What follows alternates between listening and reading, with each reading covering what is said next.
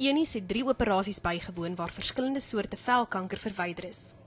Hierdie man is in sy vroeë 40's en plaveisselkarsinoom is by hom gediagnoseer op sy lip. Soos byna alle velkankers word dit deur die son as ook rook veroorsaak. Dr. Jonel Meyer het die karsinoom verwyder, waarna 'n patoloog die weefsel toets om te verseker dat alle kankerselle uitgesny is. Daarna word die pasiënt se lip weer vasgewerk. Tydens die tweede operasie het Meyer 'n basaalselkarsinoom verwyder.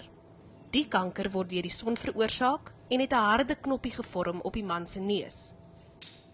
Daarna het die dermatoloog in die derde operasie 'n melanoom verwyder. Melanome is 'n tipe kanker wat maklik kan versprei na kliere en ander weefsel. Al 3 vandag se pasiënte was onder 50 jaar oud. Enige persoon kan potensieel melanoom kry, dit is al in kinders beskryf, dit is skaars, maar dit kan voorkom.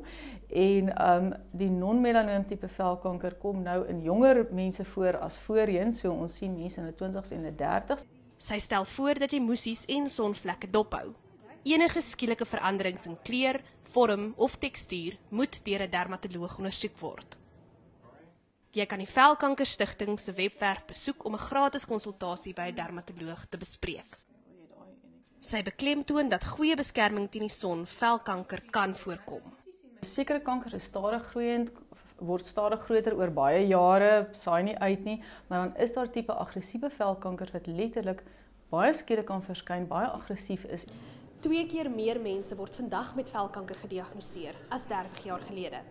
Suid-Afrika is ook die land met die hoogste voorkoms van melanome ter wêreld. Karla Kutse, Eunice, Pretoria.